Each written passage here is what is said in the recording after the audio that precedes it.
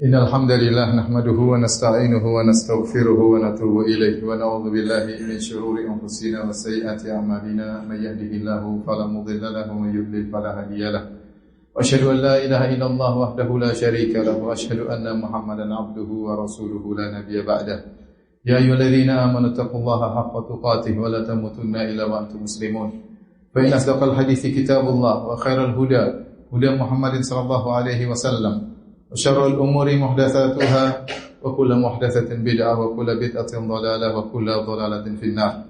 Ma'asyiral muslimin, usikum wa nafsi bittaqwallah faqad fazal muttaqun. Sungguhnya surga sebagaimana penjelasan Al-Imam Ibnu Qayyim rahimahullahu taala adalah thib al-mahad, yaitu sesuatu yang baik, yang murni, yang tidak bisa masuk ke dalamnya kecuali orang-orang yang bersih pula, yang baik pula, yang tidak boleh ternajisi dengan dosa apapun. Oleh karenanya kita tahu bahwasanya dalam kehidupan ini manusia baik tetapi sering ternajisi dengan dosa-dosa. Terkadang ternajisi dengan dosa kesyirikan, terkadang ternajisi dengan dosa kebid'ahan, terkadang ternajisi dengan dosa maksiat antara dia dengan Allah Subhanahu wa taala. Terkadang dia menajiskan dirinya dengan dosa berbuat zalim kepada orang lain. Yang bisa masuk surga hanyalah orang-orang yang bersih, yang dosa-dosa mereka diampuni oleh Allah Subhanahu wa taala. Oleh karenanya Allah sebutkan tentang orang-orang baik tersebut, kata Allah Subhanahu wa taala, alladzina tatawaffahumul malaikatu thayyibin yaquluna salamun alaikum udkhulul jannata bima kuntum ta'malun. Dan orang-orang yang diwafatkan oleh para malaikat dalam kondisi thayyibin, dalam kondisi baik mereka. Maka mereka dikatakan, malaikat mengatakan kepada mereka, salamun alaikum, keselamatan atas kalian, udkhulul jannata bima kuntum ta'malun, masuklah kalian ke dalam surga karena amal saleh yang kalian lakukan. Allah juga berfirman, wasiqal ladzina taqaw rabbahum ilal jannati zumara hatta idza ja'uha wa futihat abwabuha wa qala lahum khazanatuha salamun alaikum tibtum fadkhuluha khalidin. Dan orang-orang yang bertakwa kepada Rabb mereka digiring menuju surga Allah Subhanahu wa taala. Lantas dibukalah pintu-pintu surga dan para penjaga surga berkata, keselamatan atas kalian, tibtum, kalian dalam kondisi baik, fadkhuluha, maka masuklah kalian dalam surga. Karenanya jika seorang ternyata ia ternajisi dengan dosa-dosa maksiat, ia tidak bisa masuk surga. Di sana ada beberapa hal yang bisa menghilangkan najis-najis tersebut dari seorang agar dia bisa masuk ke dalam surga. Di antaranya, yang pertama adalah dia bertobat kepada Allah Subhanahu wa taala. Jika seorang bertobat kepada Allah, kata Nabi SAW, at-taibu minadz-dzamb kaman la dzamba lahu. Seorang yang bertobat kepada Allah seperti tidak ada dosa baginya. Tinggal dia memenuhi persyaratan tobat. Pertama, meninggalkan dosa yang dia lakukan. Yang kedua, menyesali dosa yang dia lakukan. Yang ketiga, bertekad untuk tidak mengulanginya. Jika dia telah bertobat dengan menghadirkan tiga perkara ini, maka Allah akan menerima taubatnya dan dia pun bersih dari najis-najis dosa tersebut. Maka sungguh indah seorang yang dianugerahi oleh Allah taubat sebelum dia meninggal dunia. Maka dosa-dosa yang dia lakukan selama ini diampuni oleh Allah Subhanahu wa taala. Yang kedua di antara hal yang bisa menghilangkan najis dosanya dari tubuhnya adalah beristighfar kepada Allah Subhanahu wa taala. Hendaknya seorang senantiasa membasahi lisannya dengan istighfar. Kata Nabi SAW, tuba liman wajada fi sahifatihi istighfaran katsira. Sungguh beruntung seorang yang mendapati dalam catatan amalnya istighfar yang banyak. Karena dengan istighfar, dosa seorang diampuni oleh Allah Subhanahu wa taala. Semampu mungkin seorang untuk banyak beristighfar dimanapun dia berada. Sebisa mungkin dia beristighfar. Semakin banyak dia beristighfar, semakin dia beruntung pada hari kiamat kelak. Karena semakin banyak najis-najis dari dosa tubuhnya yang gugur di sisi Allah Subhanahu wa taala. Adapun yang ketiga di antara hal yang bisa menghilangkan kenajisan dosa-dosanya adalah melakukan al-hasanatul mahiyat. Itu banyak melakukan amal saleh. Yang amal saleh tersebut bisa menggugurkan dosa-dosanya. Kata Allah Subhanahu wa taala, "Wa aqimis salata tarafayn nahari wa zulafan minal lail, innal hasanati yudhibnas sayyi'at." Dirikanlah salat ya di pagi hari dan petang hari dan juga di sebagian dari malam hari. Innal hasanati yudhibnas sayyi'at. Sungguhnya kebaikan-kebaikan bisa menghilangkan dosa-dosa. Oleh karenanya seorang yang senantiasa salat berjamaah, ya, maka ini adalah sebab besar untuk menghilangkan dosa-dosanya. Nabi SAW juga bersabda kepada seorang sahabat, "Ittaqillaha haitsuma kunt wa atbi sayyi'atal hasanata tamhuha." Bertakwalah engkau kepada Allah dimanapun kau berada. Jika kau melakukan dosa, maka ikut sertakanlah dengan kebaikan, niscaya kebaikan tersebut akan menghapuskan dosamu. Maka seorang jika dia melakukan dosa, segera dia melakukan kebajikan. Semoga kebajikan yang dilakukan setelah dosa tersebut akan menghilangkan najis dosa yang baru dia lakukan. Jika seorang matanya melihat hal yang haram, melihat wanita yang tidak pantas untuk dia lihat, apakah secara langsung atau melalui layar HP-nya atau layar televisi, maka segera dia bertaubat, segera dia memandang ayat-ayat Allah, dia baca Al-Quran, buka lembaran-lembaran mushaf. Semoga apa yang dilakukan tersebut bisa menghapuskan dosa pandangannya tadi. Dan berbanyak amal soleh. Kata Nabi SAW, al-umratu ilal umrah kafaratun lima bainahuma. Umrah yang satu menuju umrah yang berikutnya menghapuskan dosa-dosa di antara keduanya. As-salawatul khams wa Ramadan ila Ramadan wal jum'ah ila jum'ah kafaratun lima bainahunna idza sunibal kaba'ir. Salat 5 waktu, Ramadan satu ke Ramadan berikutnya akan menghapuskan, Jumat satu kepada Jumat berikutnya akan menghapuskan dosa-dosa di antara keduanya selama dijauhi dosa-dosa besar. Maka seorang berusaha banyak mengamalkan soleh. Jangan lupa zikir pagi petang, jangan lupa salat 5 waktu di masjid, jangan lupa salat duha, jangan lupa berbakti kepada orang tua, jangan lupa baca Al-Quran. Yang itu semua semoga bisa menghapuskan najis-najis dosa yang ada pada dirinya. Perkara yang keempat yang bisa menggugurkan dosa-dosa orang adalah musibah, penderitaan, ujian yang dia hadapi. Kata Nabi SAW, "Ma yusibul muslim min wasabin wala nasabin wala hammin wala hazanin wala ghammin wala adan wala syauka yushaquha illa kafarallahu biha khatayahu." Tidaklah menimpa seorang muslim keletihan atau sakit atau kesedihan atau kekhawatiran atau kegelisahan atau gangguan dari orang lain atau duri yang mengenai tubuhnya, kecuali Allah akan menghapuskan dosa-dosanya. Kata Nabi SAW, "La tasubbil humma," janganlah engkau mencaci maki demam. "Fa innaha tudhibu khataya bani Adam kama yudhibul kir khabathal hadid." Sungguhnya demam itu bisa menggugurkan dosa-dosa anak Adam, sebagaimana alat pandai besi bisa menggugurkan karat besi. Oleh karena seorang jika ditimpa dengan musibah, dia bersabar. Agar musibah tersebut bisa menggugurkan dosanya, maka dia harus bersabar. Adapun jika dia tidak bersabar, maka musibah tersebut adalah hukuman baginya. Karenanya di antara hikmah Allah Subhanahu wa taala, sebagian kaum muslimin sebelum meninggal dunia diberikan sakit. Bisa jadi sakit tersebut bisa menggugurkan dosa-dosanya. Kemudian juga sebagian orang diberikan sakaratul maut untuk menggugurkan dosa-dosanya atau untuk mengangkat derajatnya. Bahkan Nabi SAW mengalami sakaratul maut dan juga dikasih sakit oleh Allah Subhanahu wa taala. Di akhir hayat Nabi SAW, Nabi merasakan demam yang sangat parah. Sampai-sampai seorang sahabat datang memegang selimut Nabi, ternyata selimutnya panas. Panasnya menembus sampai selimut Nabi SAW. Sahabat berkata, "Ya Rasulullah, innaka latu'ak wa'kan syadidan." Ya Rasulullah, sungguh engkau ditimpa dengan demam yang sangat tinggi. Kata Nabi SAW, "Na'am, inni la'u'ak kama yu'aku rajulani minkum." Sungguhnya aku mendapat panas 2 kali lipat daripada kalian. Apa karena engkau mendapatkan pahala 2 kali lipat? Kata Nabi, iya. Kemudian Nabi SAW mengalami sakaratul maut. Kata Nabi SAW, "La ilaha illallah, inna lil mauti la sakarat." Sungguhnya pada kematian ada perkara yang berat. Dan ini bisa jadi adalah penggugur dosa atau mengangkat derajat seorang mukmin. Ini 4 hal yang bisa dilakukan atau dialami seorang mukmin sehingga dosa-dosanya, najis-najisnya tergugurkan. Adapun jika dia sudah meninggal dunia, maka ada hal-hal lain yang bisa menggugurkan dosa-dosanya.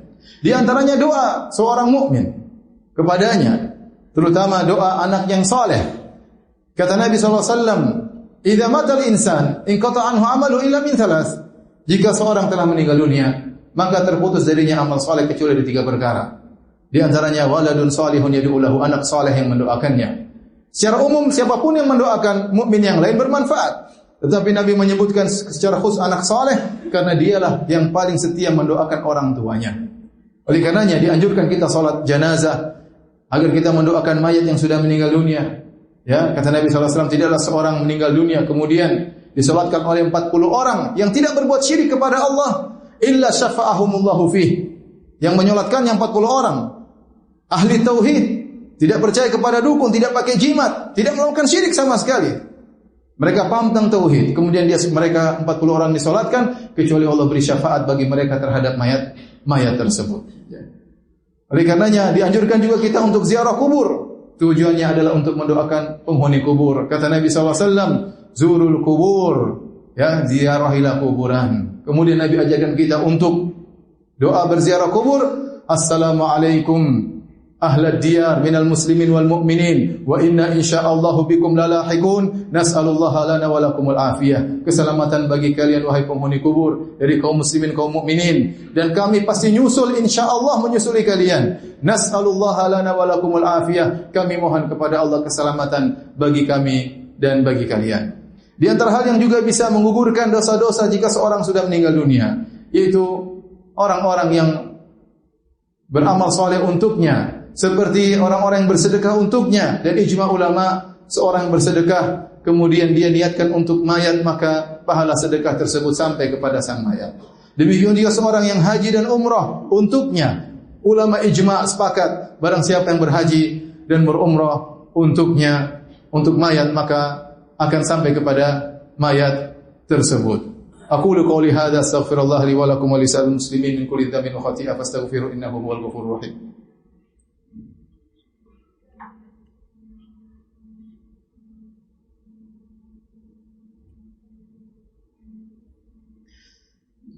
Alhamdulillahi ala ihsanihi wa syukru lahu ala taufiqihi wa amtinani. Asyhadu an la ilaha illallah wahdahu la syarika lahu ta'ziman li sya'ni wa asyhadu anna Muhammadan abduhu wa rasuluhu da'ila ridwani. Allahumma shalli alaihi wa ala alihi wa ashabihi wa ikhwani. Di antara hal-hal yang juga bisa menggugurkan najis dosa seseorang adalah kesulitan-kesulitan yang dia alami setelah dia meninggal dunia. Di antaranya dia mengalami dhammatul qabr atau dhaqtah, tekanan dalam kuburan. Kata Aisyah radhiyallahu taala anha dari hadis Nabi sallallahu alaihi wasallam, Rasulullah SAW bersabda, "Inna lil qabri dhaqdatan law kana ahadun najian minha la naja minha Sa'ad bin Mu'adz." Sungguhnya dalam kuburan ada tekanan. Kalau ada seorang yang bisa selamat darinya, tentu yang selamat adalah Sa'ad bin Mu'adz, kata Nabi sallallahu alaihi wasallam. Sa'ad bin Mu'adz yang mati syahid dalam perang Khandaq, yang kata Nabi sallallahu alaihi wasallam, "Ihtazza arsyur rahman li mauti Sa'ad."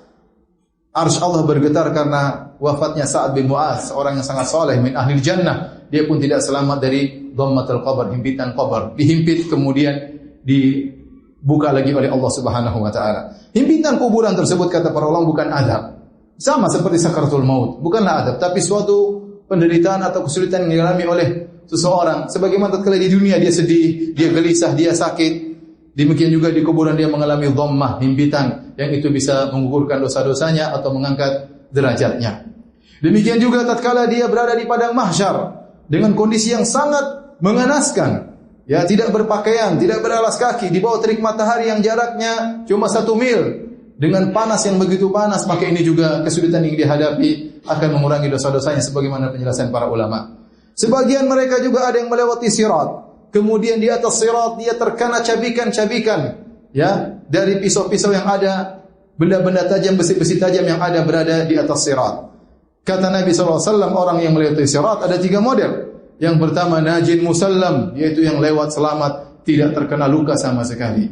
Karena di samping sirat ada kalalib, yaitu besi-besi yang tajam yang siap mencabik orang yang melewatinya.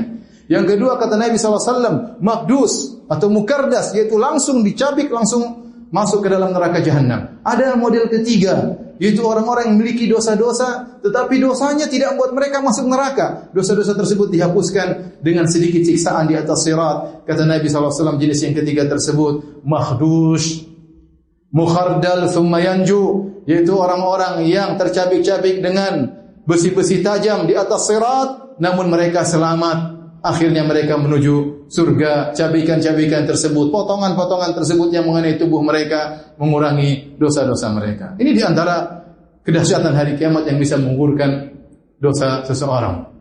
Kemudian yang berikutnya, yang ke-9, ya, yang bisa menggugurkan dosa seseorang adalah syafaat. Syafa'atu syafi'in, syafaatnya orang-orang yang beri syafaat. Oleh karenanya orang-orang musyrikin, mereka tidak mendapat syafaat. Ya, kata Allah Subhanahu wa taala, mereka berkata pada hari kiamat kelak, "Tallahi in kunna la fi dhalalin mubin idh nusawwikum bi rabbil alamin wa ma adallana illa al mujrimun fama lana min syafi'in wala sadiqin hamim." Kata mereka, kami dulu di dunia menyamakan kalian wahai sembahan-sembahan kami dengan Allah. Kami menyembah Allah, kami juga menyembah kalian. Ya, sungguh kami celaka waktu di dunia, kami telah tersesat yang nyata. Ya, dan tidak menyesatkan kami kecuali orang-orang para pendosa. Kemudian kata mereka, "Fama lana min syafi'in." Tidak ada yang beri syafaat bagi kami. Wala sadiqin hamim. Tidak ada sahabat karib yang memberi syafaat kepada kami. Kata para ulama yang dalil bahwasanya orang-orang beriman bisa memberi syafaat kepada yang lainnya. Seorang sahabat beri syafaat kepada sahabat karibnya jika dia beriman kepada Allah Subhanahu wa taala. Dan juga di sana ada syafaat para anbiya, syafaat nabi, syafaat malaikat. Yang syafaat-syafaat ini bisa menggugurkan dosa-dosa orang-orang yang masih dalam tubuhnya ada najis-najis dosa. Kemudian yang terakhir, sebab yang terakhir yang ke-10 yang bisa menggugurkan dosa seorang adalah rahmatu rabbil alamin, rahmat Allah Subhanahu wa taala. Selama najis tersebut bukan kesyirikan, maka masih mungkin untuk diampuni oleh Allah Subhanahu wa taala. Allah berfirman, "Innallaha la yaghfiru ay yushraka bih wa yaghfiru ma duna dzalika liman yasha." Allah tidak mengampuni dosa syirik dan Allah mengampuni dosa selain kesyirikan. Bisa jadi orang berlumuran dosa tatkala tiba pada hari kiamat kelak, tapi dosanya bukan kesyirikan. Jika Allah berkehendak, Allah akan ampuni dia. Tidak perlu syafaat, tidak perlu yang lainnya. Allah ampuni dengan rahmat Allah Subhanahu wa taala. Oleh karena sebagian orang mendapatkan anugerah dirahmati oleh Allah dan sebagiannya tidak diampuni oleh Allah Subhanahu wa taala. Jika ternyata 10 sebab ini tidak menggugurkan dosa dan dia luput dari 10 sebab ini, maka dia harus dibersihkan, najisnya harus dicuci di neraka jahanam. Maka dia harus dimasukkan dalam neraka jahanam, maka disiksa di neraka jahanam untuk dibersihkan dosa-dosanya. Tergantung besar dosa yang dia lakukan, tergantung kualitas dosa yang dia lakukan. Bisa jadi ada seorang disucikan atau dibersihkan di neraka jahanam hanya sekejap, kemudian dia keluar, kemudian masuk surga. Bisa jadi ada yang cuma setahun, bisa jadi ada yang 10 tahun, bisa jadi ribuan tahun. Tergantung dosa yang dia lakukan. Kemudian setelah dibersihkan di neraka jahanam, akhirnya seorang mukmin selama dia tidak melakukan dosa kesyirikan, maka dia pun akan masuk surga. Semoga Allah Subhanahu wa taala mengampuni dosa-dosa kita dan semoga Allah masukkan kita ke dalam surganya. Innallaha malaikatahu yusalluna 'alan nabi ya ayyuhalladzina amanu sallu 'alaihi wa sallimu taslima. Allahumma shalli 'ala Muhammad wa 'ala ali Muhammad kama shallaita 'ala Ibrahim wa 'ala ali Ibrahim innaka Hamidum Majid. Wa barik 'ala Muhammad wa 'ala ali Muhammad kama barakta 'ala Ibrahim wa 'ala ali Ibrahim innaka Hamidum Majid. Allahumma ighfiril muslimina wal muslimat wal mu'minina wal mu'minat al ahya'i minhum wal amwat innaka sami'un qaribun mujibud da'wat wa ya qadhiyal hajat. Allahumma ati nufusana taqwaha wa zakkiha anta khairu man zakkaha anta waliyyu maulaha. Allahumma ighfir lana dhunubana ma qaddamna wa ma akharna wa ma asrarna wa ma a'lanna wa ma asrafna wa ma anta a'lamu bihi minna antal muqaddim wa antal muakhir la ilaha illa Allah. La ilaha illa anta. Allahumma inna nas'aluka al-jannata wa ma qarraba ilaiha min qawlin wa amal. Allahumma inna na'udzubika minan nar. Allahumma inna na'udzubika minan nar. Allahumma inna na'udzubika minan nar. Rabbana atina fid dunya hasanah wa fil akhirati hasanah wa qina adzaban nar wa aqimus shalah.